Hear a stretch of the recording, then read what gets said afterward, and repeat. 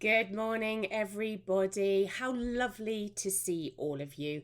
My name is Ali Board, and this morning I am broadcasting live on the SAA's Facebook page as part of what we call Technique Tuesday. But it's a Technique Tuesday takeover because the SAA have very kindly allowed me to use their Facebook page to broadcast to you this morning. So every Tuesday since the beginning of lockdown, and actually even a little bit further back than that, on a Tuesday morning I would bring you some sort of snippet, some sort of share, a material that I was looking at, or a full-blown demonstration. They vary wildly, but actually since the beginning of the pandemic I've been trying to broadcast live wherever I can.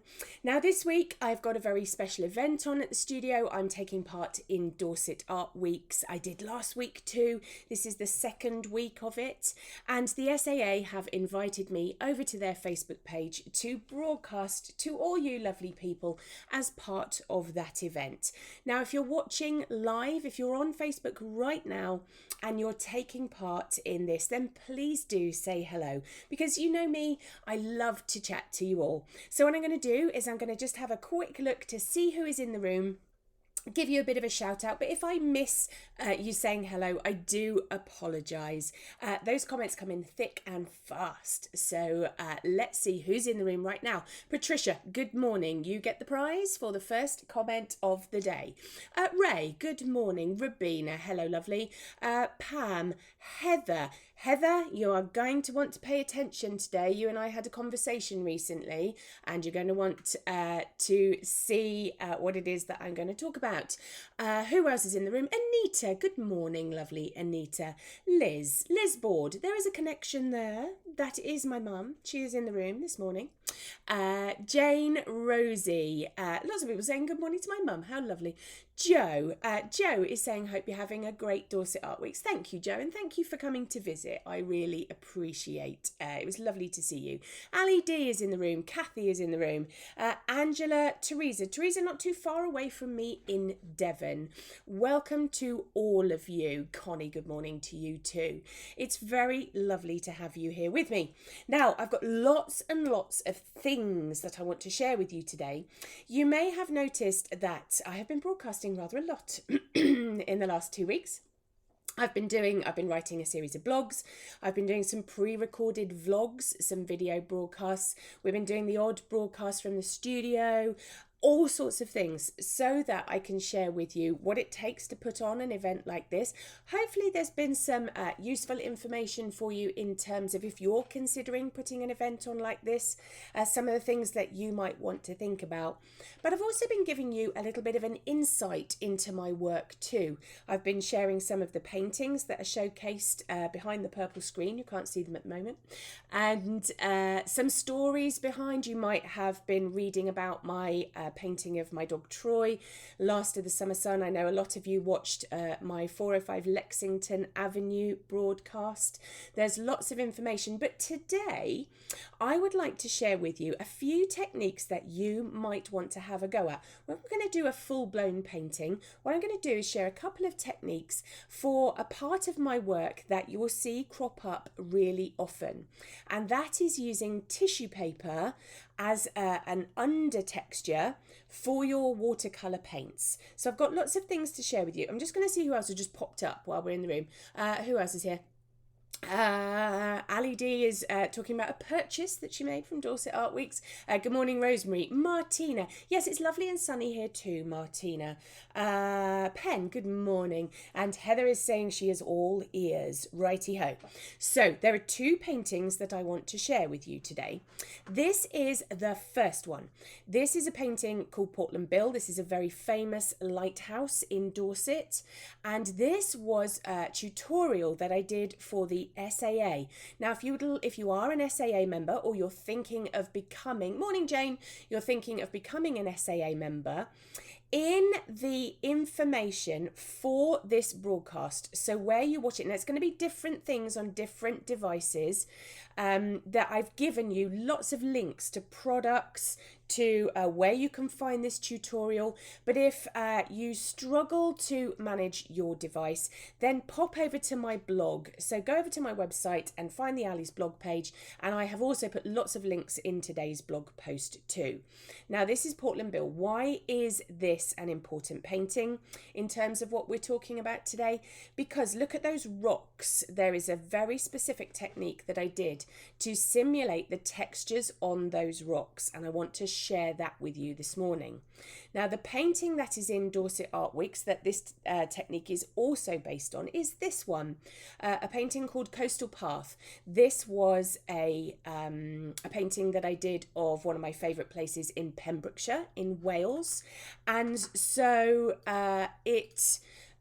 what I'm hoping is that you kind of get that kind of heavy quality of the rocks, that kind of craggy textural quality. But you know me by now. You know that I love to mix it up a little bit. And so I'm going to show you how to layer up some tissue paper. I'm going to show you two very special tissue papers. I'm going to show you how I lay them down, what things I put over the top, and then we'll just, towards the end, we'll drop a little bit of watercolour over the top, okay? Now, the other thing I need to show you is that I need to show you the photograph that I'm going to be working from today. So this is the photograph, and again, over on my blog post, you will find a link to this photograph so that you can download it yourself. If that helps, you might want to make it up. Don't think that you have to follow this. That's absolutely fine. It's just in case you would like to follow along with what it is that I'm doing, and you possibly struggle to use your imagination for what rocks look like, because actually they're not so easy to do. So this is why I'm hoping to share these techniques with you today. Now, before we go to overhead camera, let's just see who else has popped up in the room. Oh, Rosie is saying this will be interesting. Thank you. Good morning, Kat. Joe, good morning. Dee, good morning. Joy, lots of people in the room itching to find out about how to do these rocks. So let's take you to that overhead camera and we'll get started, shall we?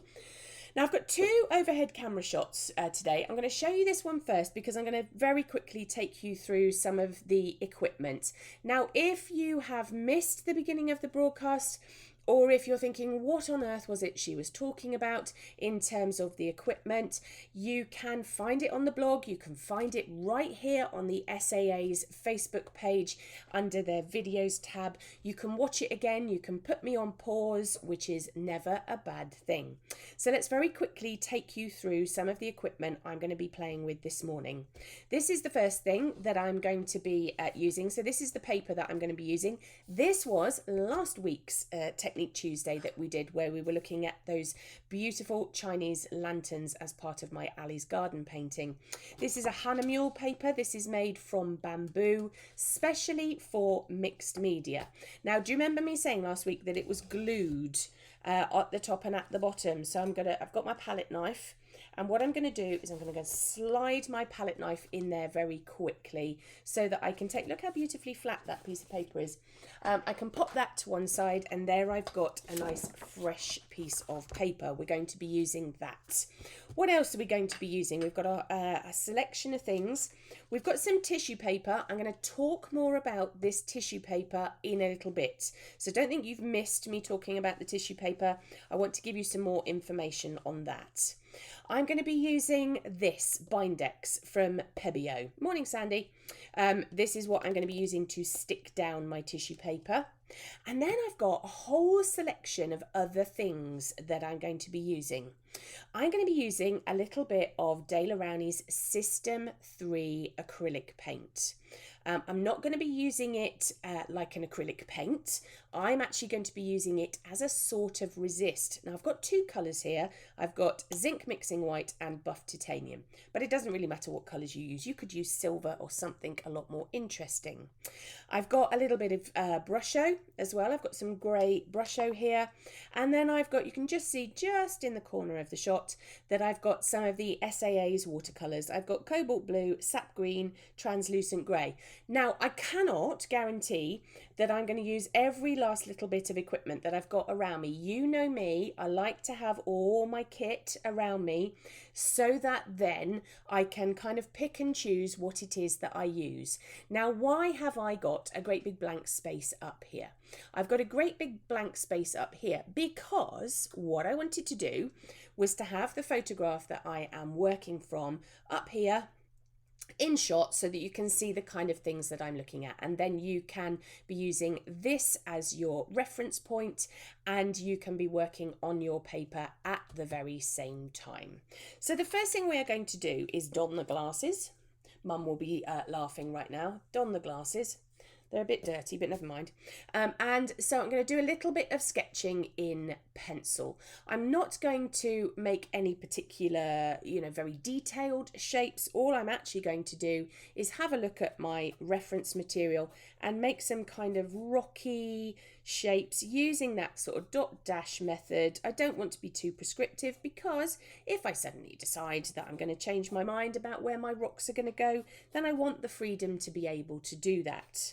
So let's make some marks in terms of this beautiful Pembrokeshire dry stone wall. Let's get those in. I've got that kind of rocky bit coming over here. I've got some smaller ones coming in on here. Again, you don't have to follow it really kind of religiously. You can make up your own version of it. Then we've got some what I call grassy nonsense going on here at the top and coming over here. Let's put another couple of rocks in over here. I just want to give you some ideas of if you had a dry stone wall to do or something similar, a bit like that coastal path picture, that you might have an idea of where to start with it. So we've got a few bits and pieces of rock going on. Let's get that in down here. I could, if you wanted to, if you felt more comfortable, you could work back in with a little bit of pencil, getting those shadows in. You'll see why that it won't matter if you've got pencil in on it when I start painting, because I'm going to throw all sorts at this. So we can get a little bit of a scribble going on, and hopefully what you're seeing is my pencil work starting to come together. But we won't faff about with it too much, otherwise we'll get in trouble, won't we? Say yes, Ali. There we go. So we've got our few rocks on there. Now, I'm going to lay down things in this order, okay? I'm going to put some tissue paper down. Then I'm going to put some acrylic paint over the top. Then I'm going to dry that, and then I'm going to attack it with brusho and watercolor. That's the order that we're going to do things. Good morning, Linda. Pen. Pen is saying, did you say there was a download of the photo? Yes, Pen. If you go over to my website, go over to www.alisonseaboard-fineart.co.uk. You'll see the Ali's blog tag there. Or if you go up, Pen, into the description for today's broadcast, which might be just above where the chat is, or maybe over to the right of where your chat is, there's actually a link which you can click on and it will take you straight there. Now, what's there at the moment is that there's a blog post without this video recording embedded in it. I will get to that later today, but all the information is there. And Jo is making me chuckle because she's saying, yes, Ali. Right, okay, tissue paper. Now you can use any tissue paper, it doesn't matter. The only thing I would say about tissue paper is that the colour tends to run in tissue paper. So if you're thinking to yourself, oh, I've got some nice rock coloured tissue paper, or if you're thinking, do you know what, I want some pink rocks, I've got some pink tissue paper, the colour will run in it. So that is why I tend to use white or pale colours. Now you can use standard what's called bread tissue, which is the one that's shiny on one side and matte on the other. You can use the one that's shiny on both sides, which is called gift tissue. There's lots of them around. I would like to introduce you to these two types of tissue paper. This one, if you're a crafter, you will probably know. Sometimes it's called silk tissue. Sometimes it's called mulberry paper. It has lots and lots of different names, okay? And you can see that it's got this incredible thread in it, which means that when I tear it into shapes, what I get is this lovely kind of feathery edge, which is very useful for describing textures. I do tend to prefer to tear my tissue rather than necessarily cut it. Cut edges suggest man-made, torn edges suggest natural. So that is one type of tissue.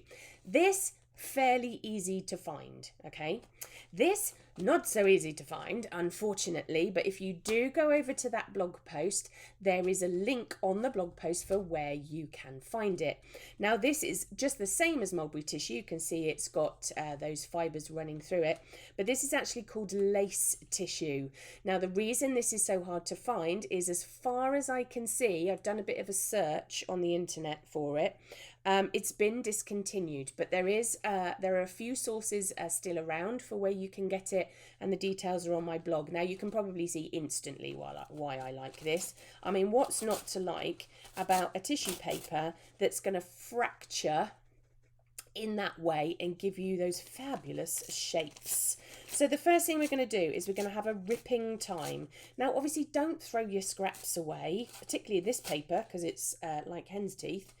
What we're going to do is we're going to tear some shapes in it to give us our kind of rocks. Now, they don't have to match the rocks. They can be just sort of in the ballpark of it. And they don't necessarily have to be every rock. I'm certainly not going to do that either. So what I'm going to do over here is, oh, I quite like that shape, actually. Let's change the shape of my rock. Why not? It's a Tuesday, anything can happen.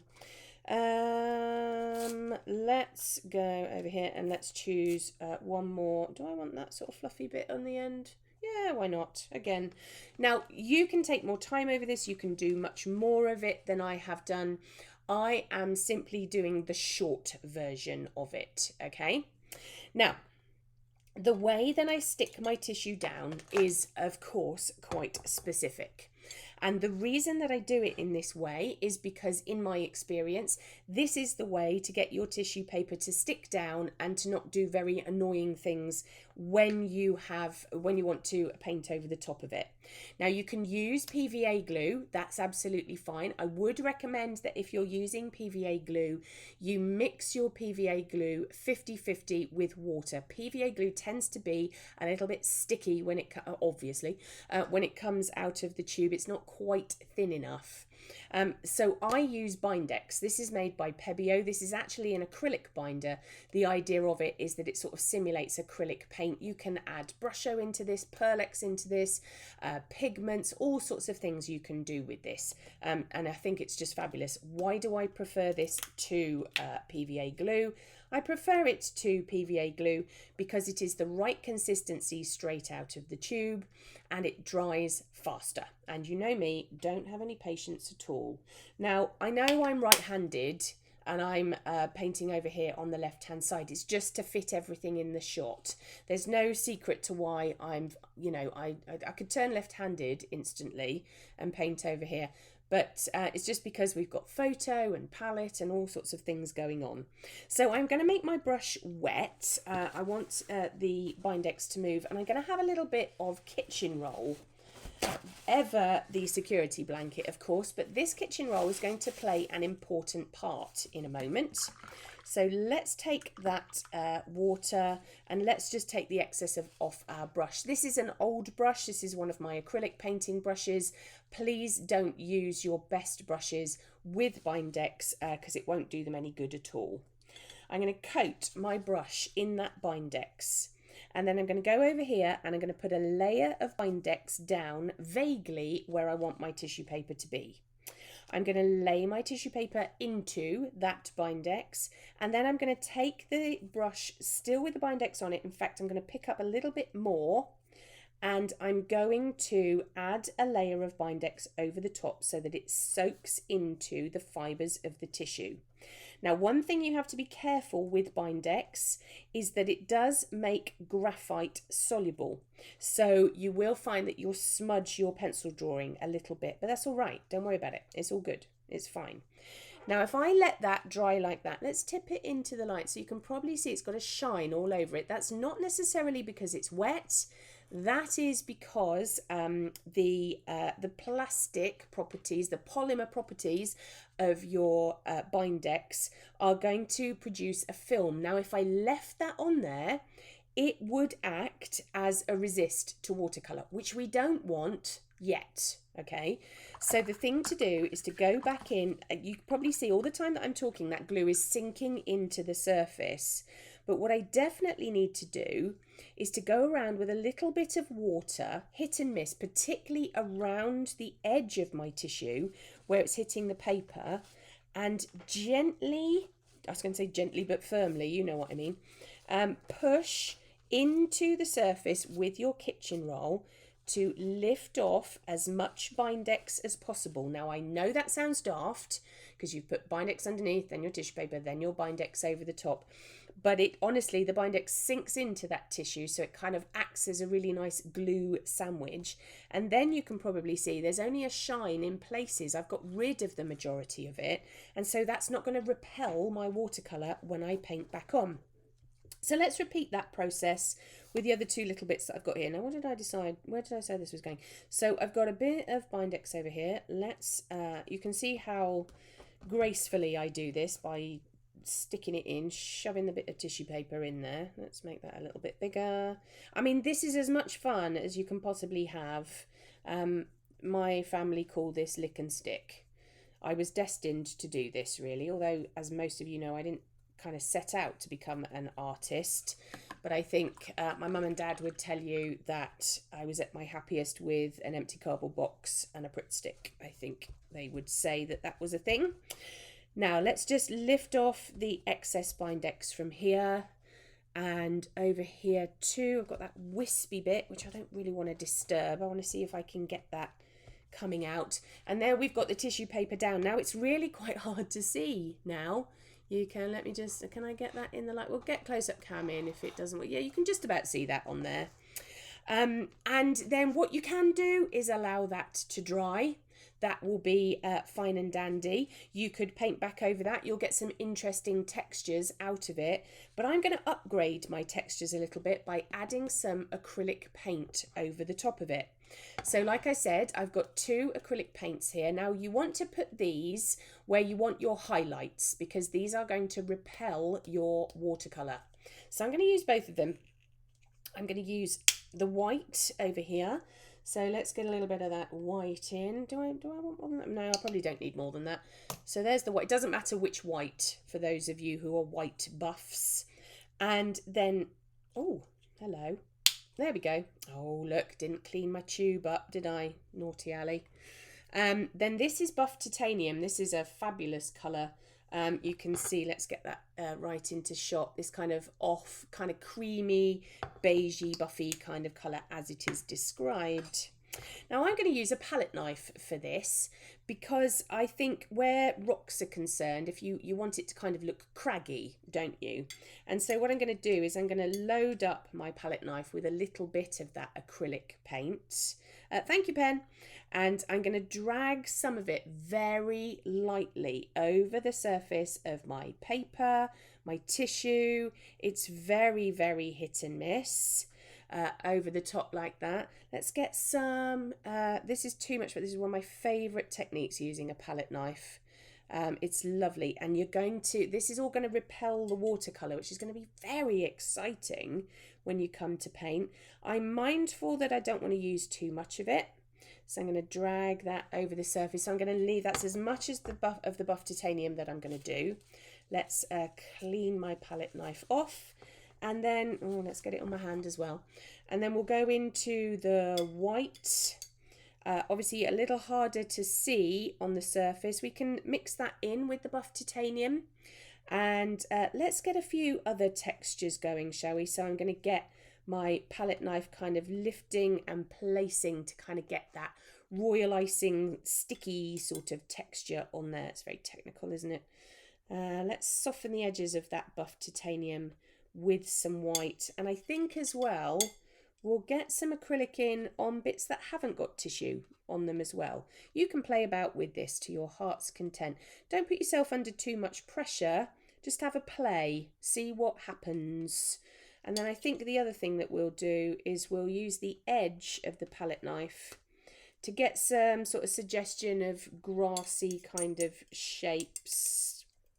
Not the best palette to be using a palette knife in, this daisy palette. It would be better on an old piece of card or something like that. But Daisy palette looks better for the camera. So we'll get that in. And there you've got hopefully a really nice selection of textures that are going to be ready to be painted over when they are dry.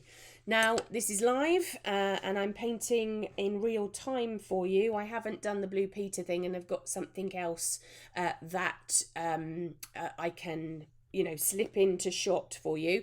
So we are going to have to dry this, but this is the time to get your questions in if you have any. So let's put it on a low setting and waft it about, hoping you can still hear me over the top of it. Deborah, you're very, very welcome. Good morning, Jilly from sunny Morpeth. Good morning, Linda D. Teresa, I think Pen has just answered your question for you.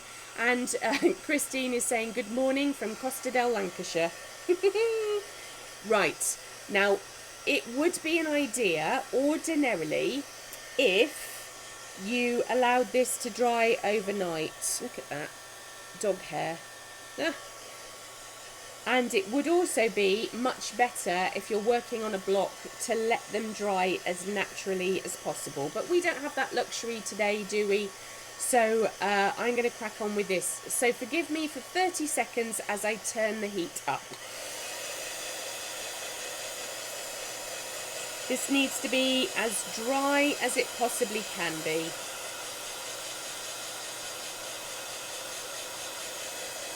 Let's give that a really good waft. Coming over here on the right hand side.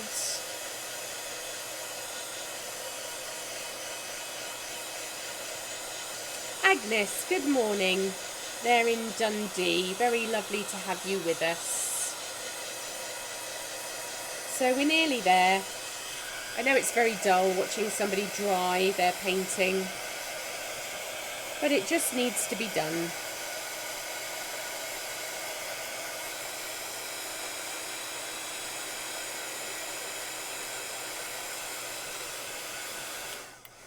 Christine is asking a question. Will this be posted after it ends? I missed the start. Yes, Christine, you can find it in two places. You can either find it here on the SAA's page. If you go over to their videos tab, you will find it there. Or if you pop over to my website, by the end of today, you will also be able to find it on my blog post. The blog is already there with all the information about the materials and the reference photograph and all of that kind of stuff. But the footage won't be there until slightly later on today. As I'm sure some of you know, I've got to open my doors to the general public at 10 AM, so I might just not get it up in time. So let's get that on. I mean, it's almost dry. And I know some of you always say to me, well, Hallie, how am I supposed to know when my textures are dry? You tell by doing that. If it doesn't come off on your finger, then it's pretty dry. Kat is asking, do you recommend the bamboo paper for mixed media and or watercolour? Kat, I haven't worked with it enough at the moment to give you definitive answers on those things. I am enjoying it a lot. And Kat, if you happen to see last week's Technique Tuesday, this was what we did last week, which was also a mixed media project.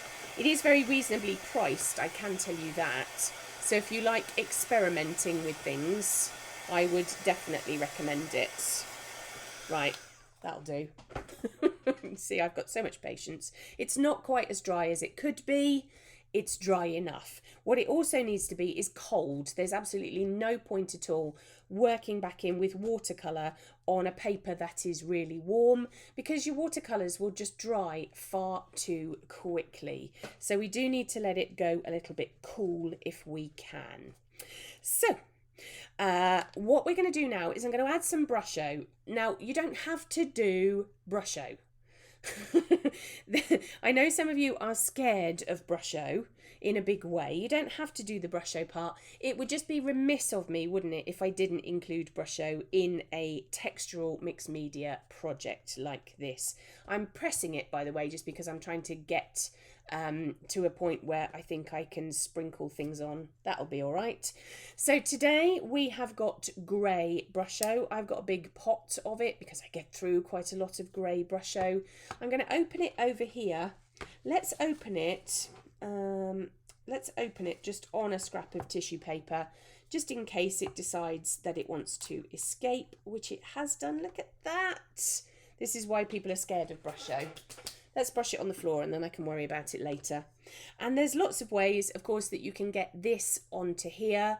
Today, what I am going to do is I'm just going to use the tip of my palette knife because it is the tool I happen to have at my disposal. Now you don't, I've just bounced all of that off into the pot. That's hilarious. Now you don't need a lot of this, as I'm sure Brusho aficionados out there will tell you.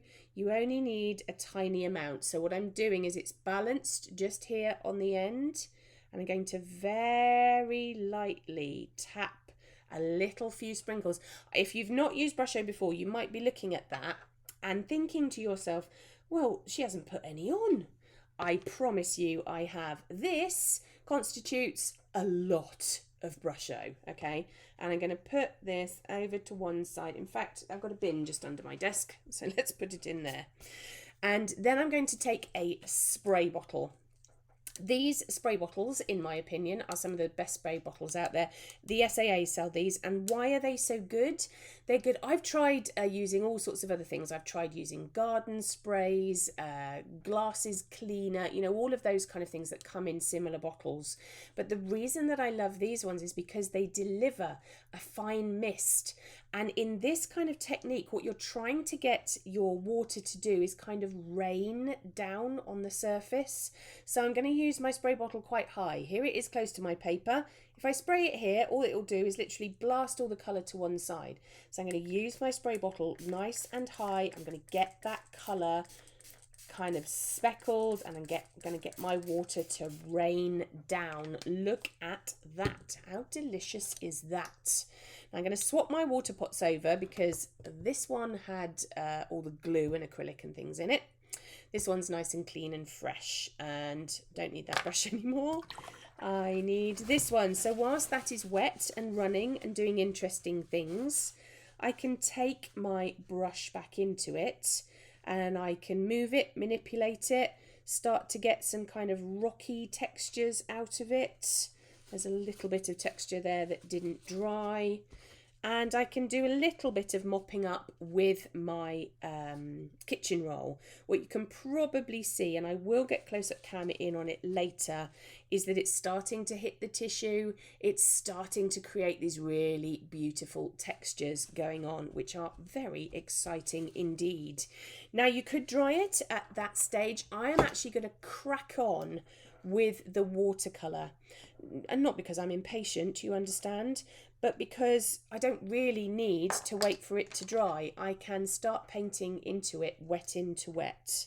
So I've got my cobalt blue, I've got my sap green, and I've got my translucent grey. Let's shift this over as much as we dare so that you can see my palette in shot too. So there's the cobalt blue, there's the sap green, and this is the translucent grey.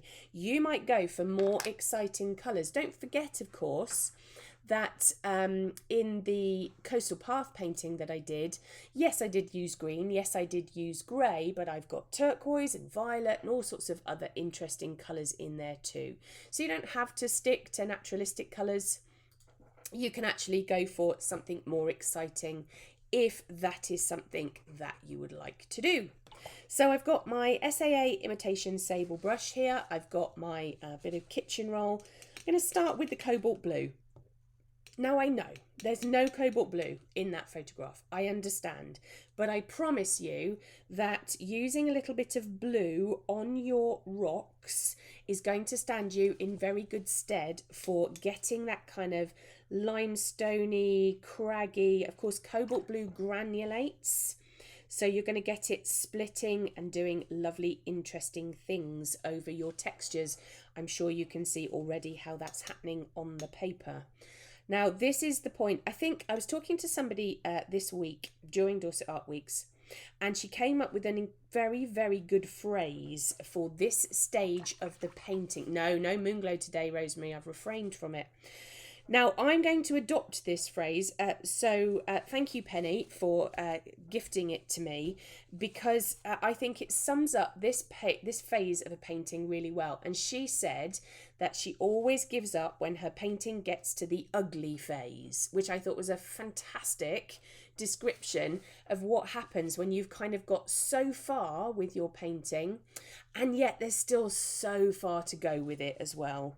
So we are at the ugly stage with this one. I'm going to drop some green into it. I want a little bit of green grass here at the top.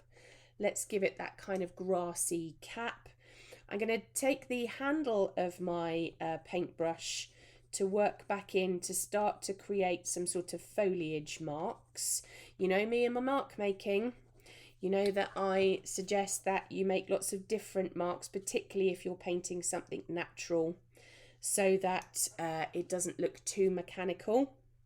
I can drop some green in. What's that going on there? Oh, it's a bit of tissue. There we go. Let's encourage that.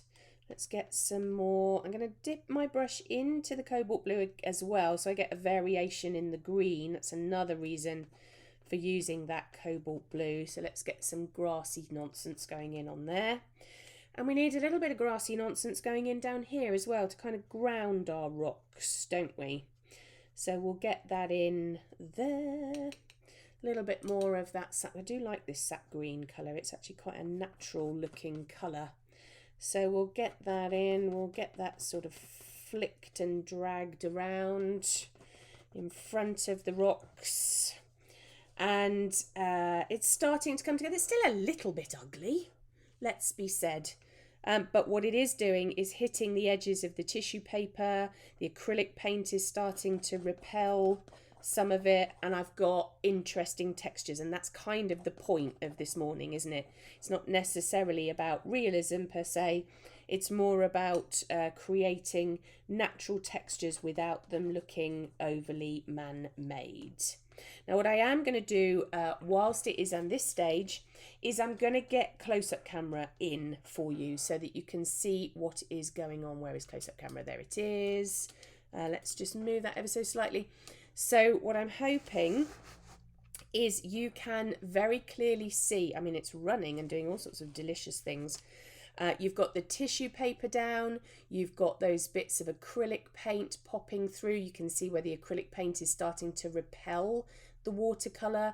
You can see the edge of the tissue, it's accepting that green really well, and all sorts of other things. So you've got lots of interesting textures going on without you having to work too hard at it. And that is the point, isn't it? That's the whole point, is that you can simulate these nice textures without having to work too hard. So, oh, wrong camera, lost the photo. There we go. Now, to finish this off, what I'm going to do is I'm going to work really hard in with my darks. And for this, I'm going to use translucent grey. I love this colour from the SAA. I think it is one of the most useful greys out there. It's got a lovely kind of coolish tone to it. It's perfect for shadows. Now, I suppose what I should do is give it a bit of a dry, really, shouldn't I? Let's just give it a quick blast. Oh, thank you for all your very kind comments. Thank you, Shweta, for your lovely comment. That's very kind. I always hope that the demonstrations that I do are useful to you in your own work. It might not be that you want to particularly do a painting of rocks, but you might be thinking, oh, I wonder if that texture will work for, I don't know, something else, a wall, or the bark of a tree, or anything like that. It's worth just having an experiment, isn't it? So let's get this in. Like I say, you will work far harder at drying yours. Mine is just sort of dry enough. Now, it's the darks that are going to sculpt these rocks. So let's go in brave with those darks and get those kind of nooks and crannies so that the light areas of your rocks show up really well. So we want some hard edges. We're going to want some soft edges. We're going to want other bits kind of creeping out. Now it's kind of taking its own life, so it's bleeding into the tissue paper and where it's a little bit wet too. So that is, I hadn't planned on there being this shape of rock here, but that's where it is now because of the way that my painting is working. So we'll add a few bits of texture and dark in there too. Let's come over to this side. We need to make sure that we've got a lovely dark edge in there so that this rock really starts to stand out. We can blend out the base of that. What's going on over here? We need a little bit of a dark in there too. Let's bring that up and over. I am doing this astonishingly quickly, as you can see. You can take a lot more time and effort over yours. You can experiment with where you place your tissue paper, where your darks are going, all of that type of thing. So this is really just to give you an idea of the sort of technique that you might want to employ for a similar painting. But as I'm sure you can see, it is absolutely imperative that you get those darks in, because without them, it's not going to look three-dimensional. So where those darks are as well, we can introduce some better grassy kind of shapes going on. Really like the bottom of that rock. You see it's all sort of bleeding into the tissue. What's not to like about that? Let's soften the underside of that. And then just as a last little, we need a slight dark in there. That's better. And we kind of need to ground it a little bit as well. So let's just give it a kind of sense of a flatter area coming down. Can blend that out at the bottom. Coming over this way too. Use a little bit of lifting out in there, that's better. Now I do need to strengthen that grass just at the top in those final flourishes. Let's put some of that translucent grey in with the sap green, and then up here where we want the kind of texture to be in the foreground and kind of coming out at the top of the rocks, that can be flicked in. And then you've got some nice layers going on too, which is obviously important as well. Get those in. I loved it. Can you tell? I love painting rocks. What's not to like about painting a rock? And if you want to see more of my coastal path painting, then pop over to my website where you'll be able to see the painting in all its glory. Now, it wouldn't be one of my paintings, would it, without a little bit of spatter towards the end. I'm liking this texture, but it needs some depth on it too. So I'm going to take my brush, load it up with a relatively strong solution of that translucent grey, and then let's dot a little bit of that over the surface so that we get that kind of nice mottled look to it. And then with that same damp brush, we can go in and we can soften some of those. So some of them I want them to be hard. Some of them I actually could do with them being a little bit softer. And hopefully that gives you an idea of how you can put together some rather textural, impressionistic kind of rocks for your next dry stone wall or building, or just on their own. This is a lovely little thing to do just as a very small exercise. You can see it didn't take me very long at all. So I hope those techniques have helped you. Don't forget, the links to some of the equipment where you can buy it from the SAA are in the description of today's broadcast. If you are watching this on catch up, the links will still be there, don't worry. And if you're watching this via my blog, then the links are all in the blog too. There's still plenty for you to enjoy in terms of Dorset Art Weeks and everything that I've got going on at the studio. Do pop over to the website to read the events. I've still got so many things to tell you, so many things to talk about. There's lots of blog posts coming up, and there's a vlog post as well I can't remember if that's tomorrow. I think it's the day after, potentially. Tomorrow is my blog post all about Brooklyn Bridge and about the amazing Emily Warren Roebling. That is a name that you are never going to forget when you have learnt about it. So let's just, lots of people saying that they've got uses for their mulberry paper, lots of people liking the spatter. So Christine is asking about my website. So there is my website address, alisonseaboard-fineart.co.uk, and that / afterwards is just about all of the Dorset Art Week's events. But put the first part in and you'll navigate over to the website without any trouble at all. Lots of people, thank you Dee for posting the link, that's very kind of you. Joe is saying, thinking of using it for buildings. Joe, that's a brilliant idea. Rosie's saying merci. And lots of you have really enjoyed that this morning. Now, don't forget, if you think that somebody might be interested, tag them in it or share this video across. The SAA's Facebook page is full of all sorts of information. They've got a live broadcast as well on their website this morning, another tutorial if you are a member. So I'm going to be going over to their website to check that out too. Now, Technique Tuesday. Technique Tuesday is staying on this page next week. Even though Dorset Art Weeks is ending, the SAA have allowed me one more week of takeover. Isn't that fantastic? And next week I'm actually going to be demonstrating on behalf of Hahnemühle. I'm going to be using their agave paper. Now it is back at the normal time next week. We've been doing it at 9 o'clock these last couple of weeks, simply because at 10 o'clock I need to go and open the door to the general public. But next week for Technique Tuesday, right here on the SAA's Facebook page, you will see me at 10 o'clock demonstrate for Hahnemühle for a lovely shabby sheep portrait. If you want to know all the information about that, pop over to the SAA's events part of their Facebook, because not only does that give you the information of where you can find that demonstration, but it also gives you the photograph, the line drawing, and the list of equipment for you too. I've put all of that. I probably wouldn't recommend that you paint along because I am going to go rather speedily, you know me.